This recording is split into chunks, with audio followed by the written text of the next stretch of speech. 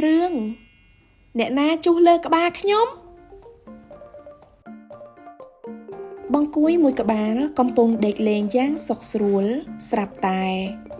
តក់នរណាជុះលើក្បាលខ្ញុំបង្គួយសួរទៅជន្លែនថាឯងមែនទេជុះលើក្បាលខ្ញុំជន្លែនប្រកែកថាមិនមែនខ្ញុំទេខ្ញុំជុះក្នុងដីទេតាបង្គួយសួរទៅត្រីថាឯងមែនទេជុះលើក្បាលខ្ញុំត្រីប្រកែកថាមិនមែនខ្ញុំទេខ្ញុំជុះក្នុងទឹកទេតាបង្គួយសួរទៅផ្កាថាឯងមែនទេជុះលើក្បាលខ្ញុំផ្កាប្រកែកយ៉ាងលឿនថាមិនមែនខ្ញុំទេខ្ញុំមិនទាំងចេះជុះផងហ្នឹងបង្គួយខឹងយ៉ាងខ្លាំងហើយសួរថាអញ្ចឹងតើអ្នកណាជុះលើក្បាលខ្ញុំ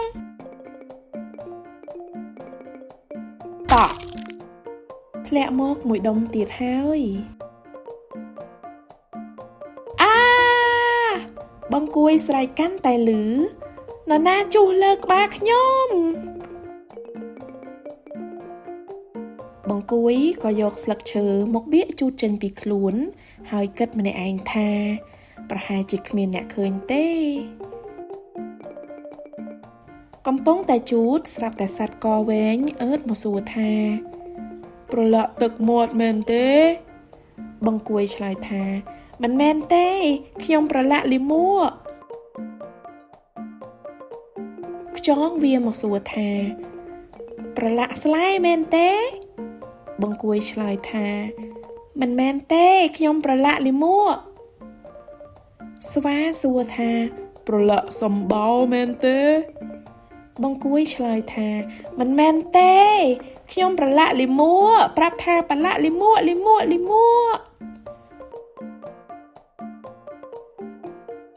រុយសួរថាប្រឡាក់លាមកមែនទេ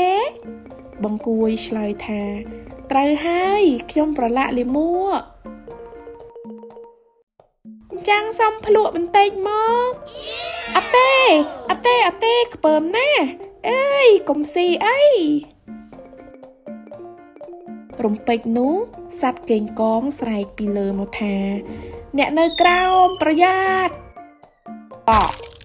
ស្រក់ទឹកអ្វីម្យ៉ាងលើក្បាលបង្គួយទៀតហើយរុយកំពុងលិតបណ្ដើរសរសើរបណ្ដើរថាឆ្ងាញ់ណាស់កេងកងសួរថាឯងចូលចិត្តទេកំពុងតែខឹងផង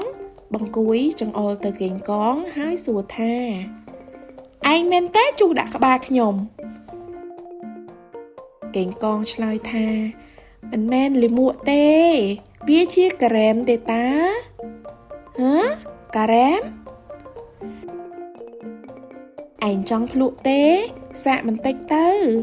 កេងកងហុចការ៉េមឲ្យកំពុងលិតការ៉េមយ៉ាងឆ្ងាញ់ស្រាប់តែ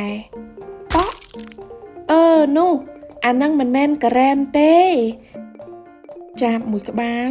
ជុះធ្លាក់លើបង្គួយហើយក៏ហើរចេញទៅបើសិនជាប្អូនវិញខឹងដូចបង្គួយអត់ជួបគ្នាសិភៅក្រោយទៀតបាយបាយ